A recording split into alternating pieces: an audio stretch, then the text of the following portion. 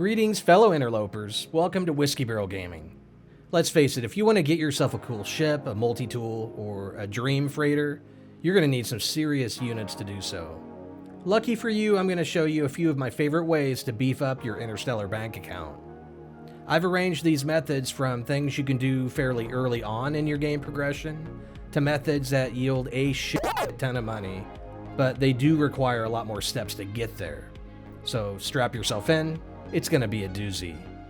First off, if you're so new to the game that you haven't unlocked the anomaly, or at minimum your terrain manipulator yet, please go and do that. The good news is that you can reach this part of the main storyline really quickly, so don't sweat it. Method number 1 is scanning for salvage containers. Right away, you can scan around the planet and notice certain markers which are labeled as salvage containers. These are a distinctive yellow color, so they'll really stand out. Once you find them, dig them up and destroy the 3 protective casings surrounding them. And just a word of warning, once you destroy the first casing, a couple of corrupt sentinels will spawn and start attacking you. You can stand and fight, or do what I do and just ignore them so long as you don't die. If you have your bolt caster equipped, which I highly recommend, you should be able to get through the casings and the reward before you take too much damage. If you're worried about this, just call in your ship and skedaddle out of there. And here I got lucky. I got an intact gyroscope worth nearly 2.2 million units. This is definitely on the higher side. I would expect to find most things around 1 million units or so. And the best part of this is you just need a terrain manipulator and can do it pretty early on in the game. My next favorite way to make money early on is finding planets that are activated or have ancient bones. In this case, I hit a jackpot. I found both. When you land on a planet that says it has ancient bones, you want to scan around and look for natural burial sites. The amount of bones per site is pretty random.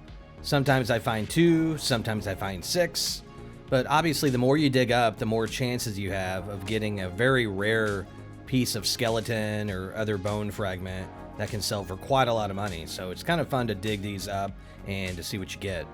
The bummer about digging these up is that each one takes up an inventory spot, so you really have to have some space carved out.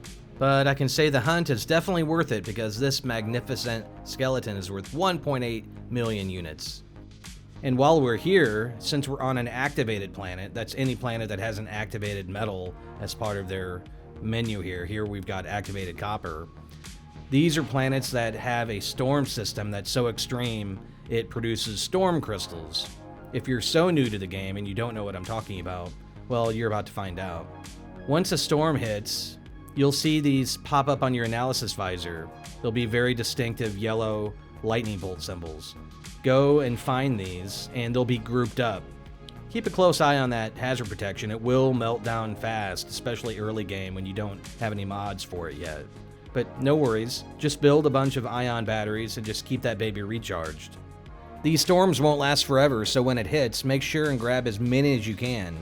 The great thing is, during these storms, your jetpack will see a great increase in power and efficiency, so it allows you to collect a lot more. And here you can see me reaching the last group, and I just don't get there in time. The storm ended, and I can't harvest these anymore. But taking a look at my inventory in just this very short amount of time, these go for 211 each, so you guys, this is really, really good early game money. So stock up on those ion batteries and look for planets that have activated metals on them. The third method is getting maps at the space station to lead you to distress signals as well as artifact areas. All around the space station, you can find navigational data, which is the unit of currency when purchasing maps from the cartographer. There's a bunch of different maps you can buy. Personally, I like to focus on just a few with regards to return on my time investment. First maps are ones that locate distress signals. These can come in 3 different forms, and it's completely random as to which one comes up first. The first kind of distress signal map is one that locates a crashed freighter. Once you land, just look around and you'll see cargo pods scattered about. Most are underground, but there are a couple within the freighter behind doors that you just need to shoot to get through. The rewards you get are random, but the location of the pods are not. Once you get the lay of the land with one site, they'll become easier and easier to find the pods. I barely even need to scan anymore. They're always in the same spot.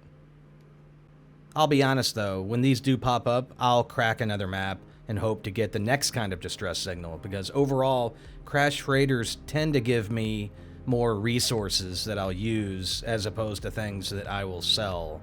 That's generally my experience. So let's move on to the next kind of distress signal.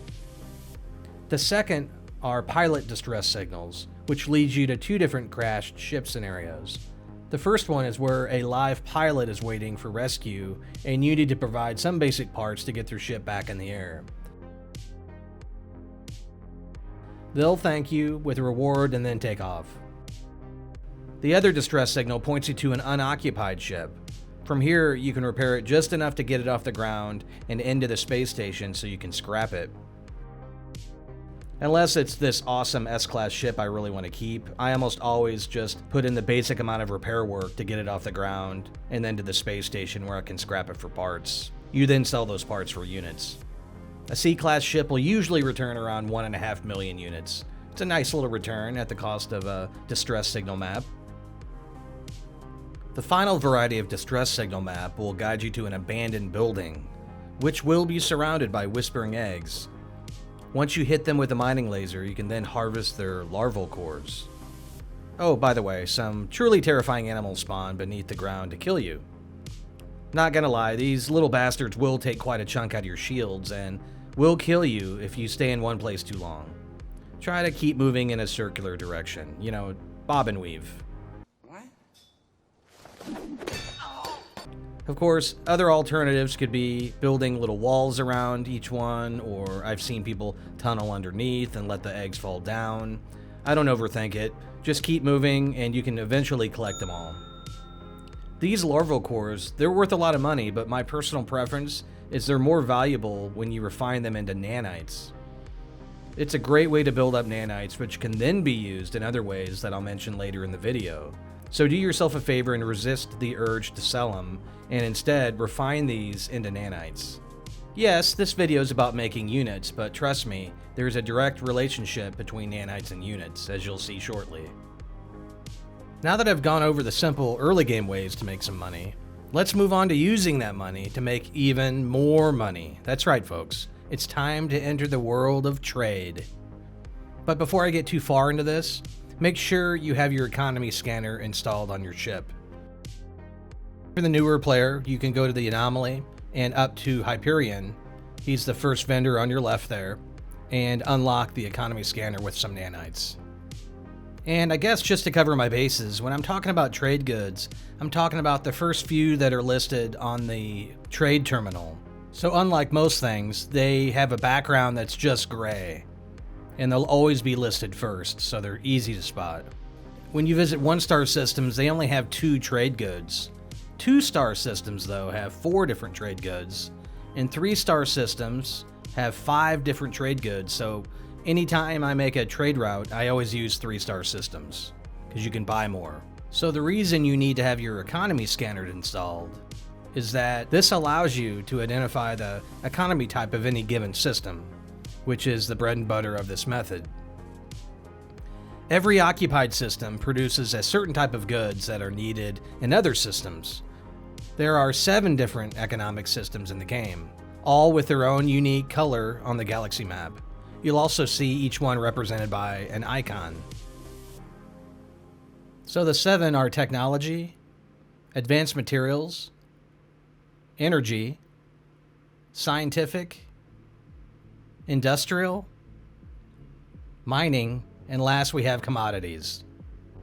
Once you open your galaxy map, remember you need to have your economy scanner installed. You can use the D-pad or the up-down arrows on your keyboard to filter your view for a specific purpose. For the sake of creating a trade route, you'll want to have your view set to economy. Now you can see all 7 economies scattered throughout the galaxy. The way trading works is that each economy type for one system has a trading partner in another system, meaning that whenever you buy trading goods in one system, there's a trading system who will pay a premium for those goods. Rather than trying to figure all this out yourselves, here's a color-coded guide on where to sell your goods, depending on which system you bought them in. So as you can see, if you say bought your goods in a blue system, you'll want to move to a green system to sell those, and so forth and so on. And I'm not going to stress this enough, when you're looking at these systems in the galaxy map, make sure you have your filter set to economy. So now I'm going to walk you through how I go about creating a trade route on a newer save. In this case, we're going to be in a red trading system. And if we consult our guide, we know that whatever we buy here, we're going to want to find an orange trading system to sell those in. You might be tempted to head to the space station right away to do all your buying and selling. Do not do that. You make so much more money using trading posts. Another reason why you need your economy scanner, because you can't scan these unless you have that installed. So let's head on over to the trading post and see what there is to buy. Again, if you're in a 3-star system, you'll have 5 different products to buy. And it goes without saying, you want to clear as much space as you can so you can buy every single one of these products, because we're going to be going to an orange system next to sell these. In the grand total, we've spent 7,294,846 units on all 5 of these products. I know that sounds like a lot, but let's head on over to an orange system and see what we sell them for. So for the observant ones there, my total is actually lower than when I left the last trading post, because off camera I did some purchasing. But don't worry, I've got all the numbers. So once I click on the sell tab, you can quickly see that I'm going to get my money back and then some. Just on the experimental power fluid alone, I'm getting almost 6 million units. So when the dust settles, after I've sold all the things I just bought, are you ready for this?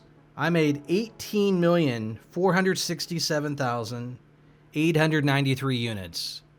Not too shabby. And if you want to take a really deep dive into trading, I have a video called Trade Like a Boss that you can check out. I'll leave a link for that at the end of the video. And since your best profits come from trading posts, I like to put a base down at each trading post to make it easy to buy from one and sell in another. The base name is the color of the economy that I'm currently in, and which color I should head to next to sell. This makes it really easy to know what base I need to select when I'm in my base terminus. That brings us to the final, and my personal favorite, way to make money in No Man's Sky: crafting and refining. But real quick, I've seen a lot of confusion on message boards and comments and other videos about the terms crafting versus refining. Let's talk about making money with crafting first. Crafting's all done in menu. So if we take a look at, say, warp cells, in order to craft one, you need to have 1 antimatter housing and 1 antimatter. So we'll craft 1 of each. Now that we have those, we can then go ahead and craft a warp cell. Again, this is all done in our inventory menu. This is the most basic level of crafting. Hey, remember when I said you should save your nanites for other uses that will compound your ability to make money? Well, let's head up to the anomaly and I'll show you what I'm talking about. Right next to the multi-tool cabinet upstairs, there's a terminal where you can unlock a variety of technology recipes. So for instance, if I wanted to craft my own solar mirror, rather than relying on finding it at a trade terminal somewhere, I can throw some nanites down and unlock the recipe to make one in menu, just like the warp cell. But you're not limited to just these types of items. If you scroll over to the valuable products menu, a whole new world of craftable items opens up.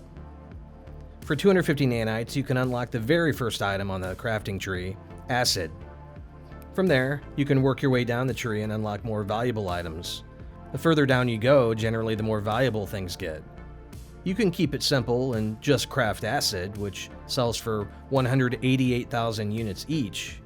This may sound like a lot to a newer player, until you learn that combining acid with unstable gel will produce liquid explosives which sell for over 800,000 units each. I'm just using this as an example. Everyone has their own personal preferences when it comes to setting up farming operations to support their crafting enterprise. Some like living glass farms, others like circuit board farms. Your options are wide open, guys. This is last on the video because it takes a lot of time to set up and get these up and running. You need nanites to unlock the recipes, you need materials to start growing the components, and in order to grow the components, you need to unlock items which allow you to grow them, like hydroponic trays and biodomes. Now let's move on to refining. When it comes to refining, surprise, surprise, you need a refiner. This can take the shape of a personal refiner, a portable refiner, or my preference, when you're on base, you have a medium or large refiner. In its simplest form, you throw in a raw material like carbon, and out comes condensed carbon. But as you progress in the game, you'll be able to get refiners that allow you to start with 2 and even 3 ingredients to get more complex elements. I'm going to keep the refining portion of this super simple for you guys. When it comes to refining in No Man's Sky, at the time of this video, there's one element that reigns supreme. I understand there's a new sheriff in town. Yes, indeed. Back in the day, if you wanted to build an empire on selling one raw ingredient, that was activated indium. But, as you can see, those days are over. The new king of the hill is platinum, going for 505 units each. And to make platinum, you just need gold and silver. The most efficient way to get these is to find a planet where you can mine them, and then refine those into platinum. Finding both gold and silver on a planet is the optimal way to go, obviously. Then it's just a matter of locating hotspots, getting your extractors and storage set up, along with enough power for everything. It's not hard, but it will take some time and a hell of a lot of metal plating. If you're looking around and wondering how the hell I was able to build the extractors and the power all within base limits, you should definitely watch my latest video on extending your base build limits. Once you understand how that works, you'll never be out of range of a hotspot again. So now it's just a matter of waiting for the extraction process and refining the gold and silver into platinum. Good thing you have a solid trade route to follow while these hoppers fill up. While this was a list of my 5 favorite ways to make money in the early, mid, and late game, this is by no means a total list of money-making methods. If you have a tried and true favorite way to make money, let me know down in the comments. I have no doubt that there are plenty of pirates out there who enjoy selling black market goods in regular systems, am I right? That's gonna do it, folks. Thanks so much for hanging out. As always, have an S-Class day, everybody.